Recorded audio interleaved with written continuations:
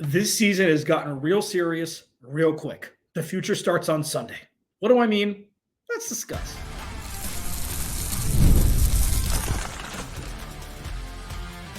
You are Locked On Cardinals, your daily Arizona Cardinals podcast. Part of the Locked On Podcast Network, your team every day. Cardinals, Alex Clancy here. Follow me on Twitter at Clancy's Corner. Follow the podcast at Locked On AZ Cards. Thank you for making Locked On Cardinals your first listen, free wherever you get your podcast, and on YouTube, part of the Locked On Podcast Network, your team every day. Today's episode is brought to you by FanDuel. Place your first $5 bet, and you'll get started with $200 in bonus bets guaranteed. Visit FanDuel.com to get started. I've been in sports radio in Phoenix since 2011. I've hosted this lovely podcast since 2017. And I don't know if I've been more what the hell is going to happen than I am right now. Because since, 2017, it was like, okay, 2016 was the hangover after the NFC Championship appearance. 2017 was, blah. David Johnson gets hurt. 2018 was the Sam Darnold, Josh Rosen experience, gross. 2019 was Kyler Murray, exciting, but it's still a rookie quarterback. Cliff Kingsbury's first year. 2020 they started 5-3. It was the Hail Murray. It was Budda Baker getting chased down by DK Metcalf. Still really no real expectations for the Cardinals to do anything. 2021 7-0, 10-2, still felt fraudulent to me. It was Kyler Murray underhanded pick 6 against the Rams in the playoffs. Was the flashball memory. They played terribly. And then 2022, Kyler Murray tears his ACL, and then new regime 2023. So it's kind of been like I had kind of a grasp, and I'm obviously not all-knowing, but it's like you have kind of a grasp on what's happening. A lot of times it's not great. Sometimes like, oh, if this continues, then it will be, like in 2021. And then last year was kind of proof of concept, all future pacing, new culture, new ecosystem, new coach, new foundation, all that stuff that I discussed over the last year. And then now, going into this season, the defense wasn't going to be great because they allocated the majority of their time and effort into the offense, aside from, the draft where they added multiple pieces on the defensive side of the ball. The defense is last or almost last in every statistical category this season. And the Cardinals are 1-3 after getting boat raced by Washington and a rookie quarterback in Cliff Kingsbury at OC. You like that little synopsis over the last 7+ seasons? Now, though, the stakes are higher than ever in a sense that anything can happen. Because there are some truths, and I will get to the game, okay? It's almost like the game is an afterthought standing behind what existentially could happen, whether it's a win or a loss. Doesn't matter if it's San Francisco. Has no bearing on who they're playing. Doesn't matter that it's a division rival. Doesn't matter. Doesn't matter that Christian McCaffrey's out. Doesn't matter that Deebo Samuel's back. Doesn't matter that Brandon Ayuk is underproduced. It doesn't matter that Fred Warner's an all-pro. It doesn't matter. None of it matters. It could be the Carolina Panthers for all we care. The next 3 weeks will determine the future.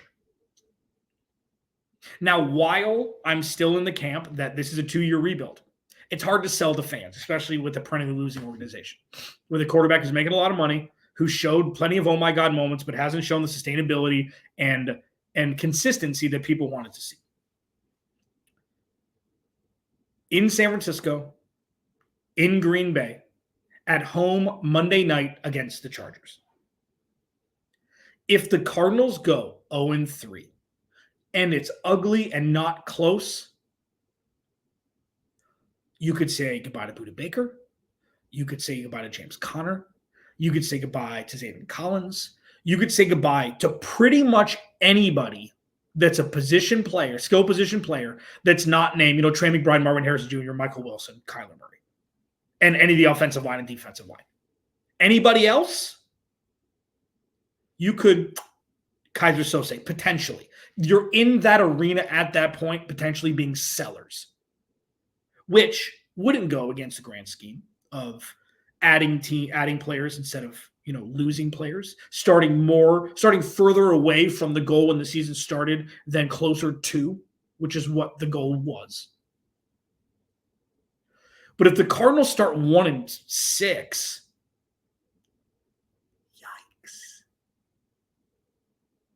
And I did only have them winning 6 games this year or something. 6 or 7, 50%, 75% increase from the year before. It could have been a lot worse. And it brings everything that is under every rock and inside of every cicada bundle in Arizona regarding possibilities. Everything is open.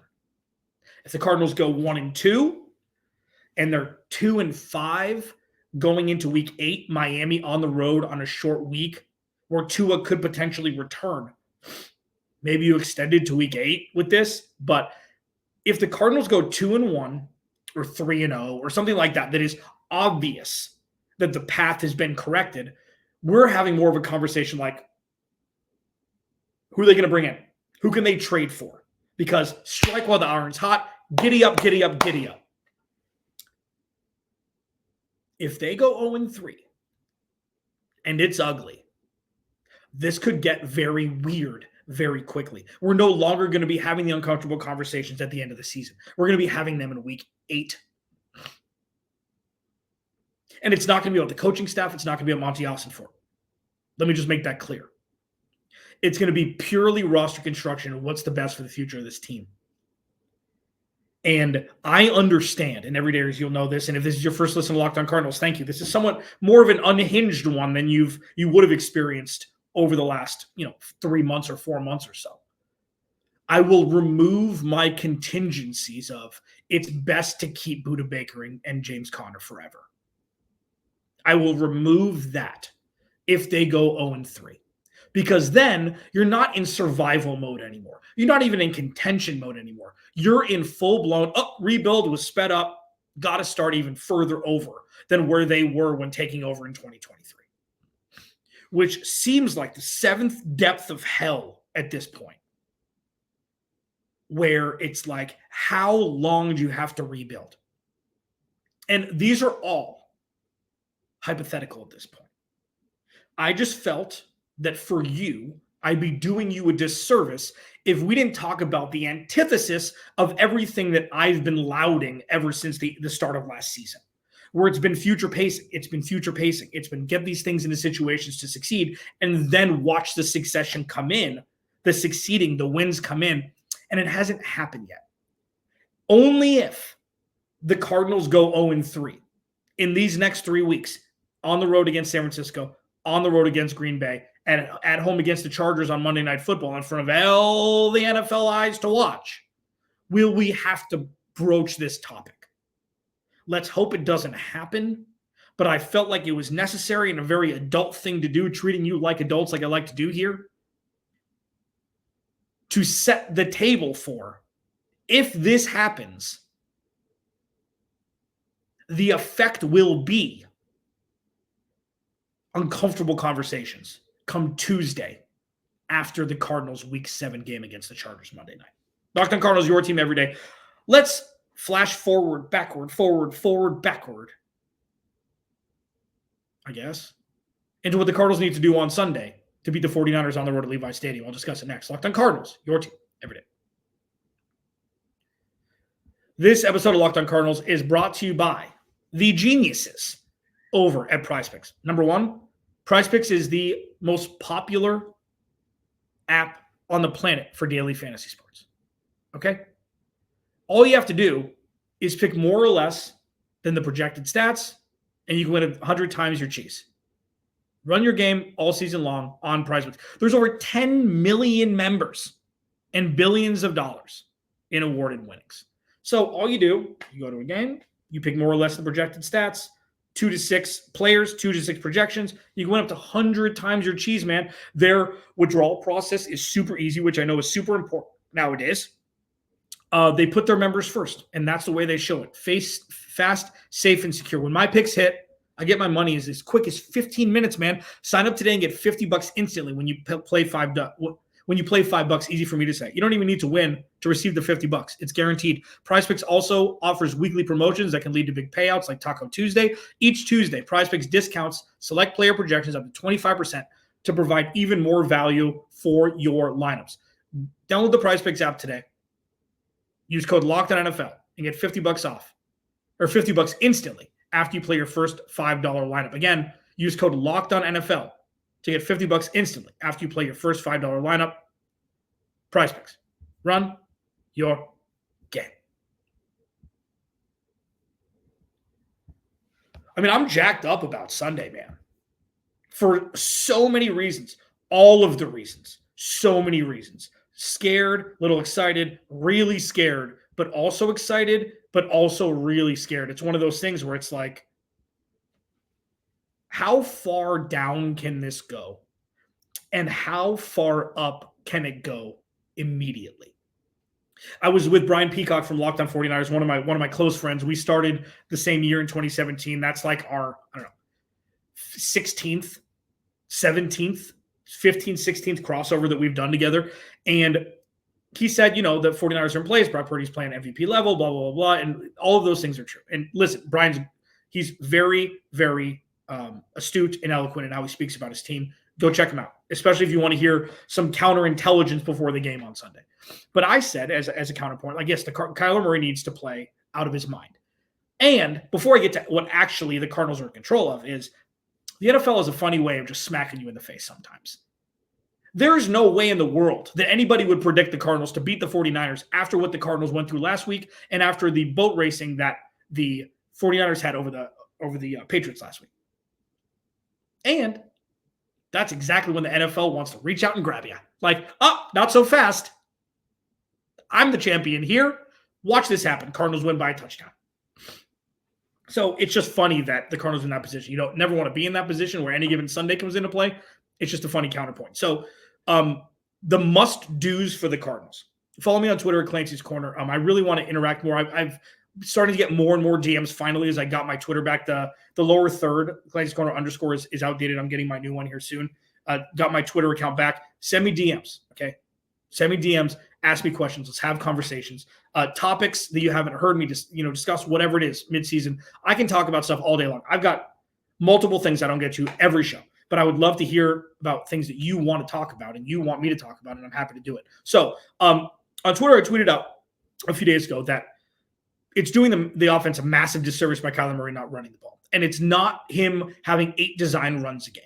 It is him, whether it be through improvisation or Drew Petzing calling the right play, that gives Kyler Murray the RPO option with a left tackle or right tackle already blocking for him if he chooses that option to set the edge where Kyler Murray can take off. Because that's something that the 49ers have struggled with, mobile quarterbacks. And number 2, it's the one thing that can crack the code on a great defensive scheme and defensive game plan by opposing teams against the Cardinals. And the Cardinals have completely removed him from running the ball with any sort of real impact. And I understand you want to keep him healthy, and that's got to be what it is. That's got to be what it is, and I get that. And Kyler Murray, first of all, tore his ACL in the open field. Number 2 is very, very smart with knowing his body, knowing how much room he has, knowing the space around him, and knowing when to go down before taking big hits or going out of bounds. He's always been great at it. They need to implement that more. It could be just once a game that has a little crack in opposing defensive schemes that opens up everything. That's number 1. First and foremost, get Kyler Murray involved. First and foremost. Number 2, this must be a Marvin Harrison Jr. and Trey McBride target fest. 10, 12, 15 each. I don't care what they look like. Get them involved. Whether it's 3 yards, turn around, catch the ball, I don't care. They're both, Trey McBride, 6'4", I believe, 250. Marvin Harrison Jr. is 6'3", 225. Get them involved. Give your playmakers the ball and let them eat. Let them eat. I don't care if they're dumb downs. I don't care if they're wide receiver screens. Drew Petzing needs to have more wrinkles and less monotony. And I think a lot of it does have to do, to his credit, what he's trying to do is keep the offense on the field for long, sustained times. And I've said this throughout the offseason. The best defense the Cardinals are going to have is their run game. The best defense the Cardinals are going to have is their offense staying on the field.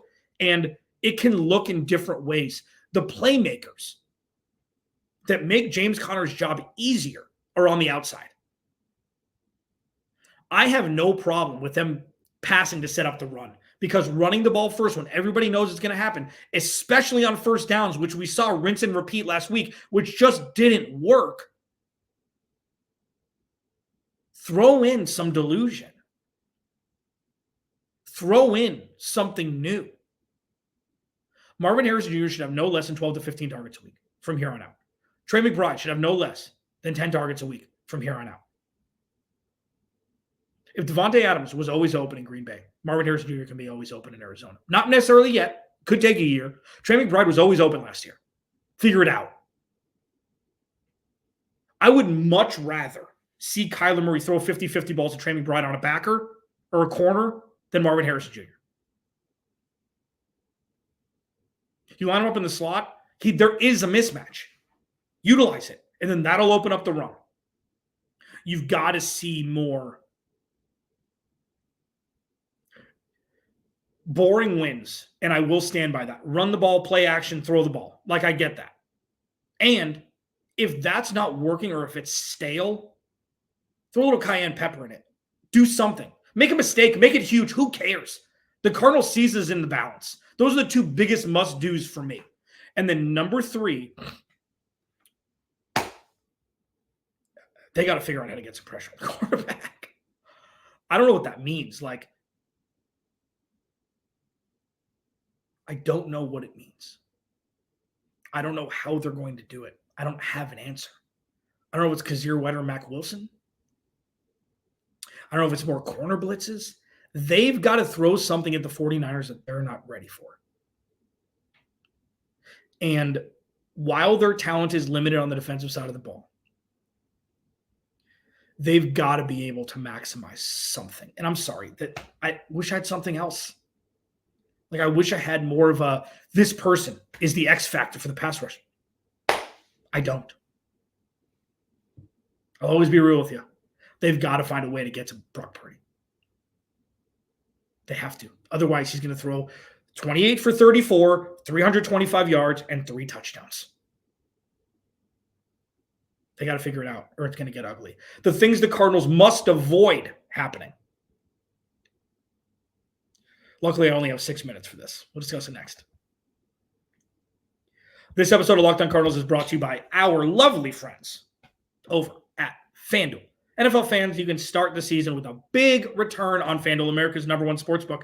So when you get a hunch in the middle of the game, you can check out the latest stats, view live play-by-play, and so on from the same page where you place your bets. So say you want to do a little live bet action with the Cardinals. Say the Cardinals are down 14-0 at the end of the first quarter, and you want to take the, the live line of 17.5 or 20.5, whatever it is. I'm making numbers up because we don't know what's going to happen. You can do that with the play-by-play and the stats right in front of your face. You've never been more informed than now on the app itself as you're betting in real time. You'll get started with $200 in bonus bets guaranteed when you place your first $5 bet. That's FanDuel.com. There's just so much that can happen. If the Cardinals lose 35-10,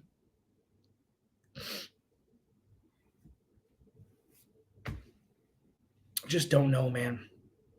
And it's rational, natural, human to think that that's most likely what's going to happen. I don't think that in a definitive sense. I don't. I think the Cardinals have plenty of firepower on offense to keep this game close. Plenty. They've played well at Levi's. So Kyler Murray's played well at Levi's Stadium. Of course, the two flashball memories I have is the Josh Rosen 75-yard touchdown pass to Christian Kirk. I think it was the first play of the game. And then that was years ago. And then the Raheem Mostert QB route or running back route, angle route, catch ball right in front of Isaiah Simmons, 75 yards, house, first play from line of scrimmage. That's what I remember. I think that was what Isaiah Simmons was a rookie in 2021. Yeah, I think that was the year. Or 2020. Yeah, it was one of them. Doesn't matter. What the Cardinals must avoid. They must avoid not hitting a pass rush. That's it. And it's obvious. And I'm not like, what am I going to break down about that? What, is Calais Campbell going to sign with the Cardinals and be 25-year-old Calais Campbell again, we know what this front seven is. And we know what this pass rush room is, and it's not great. Darius Robinson will not be – the practice window was not opened. I should have led with that, but that's one. That's obvious.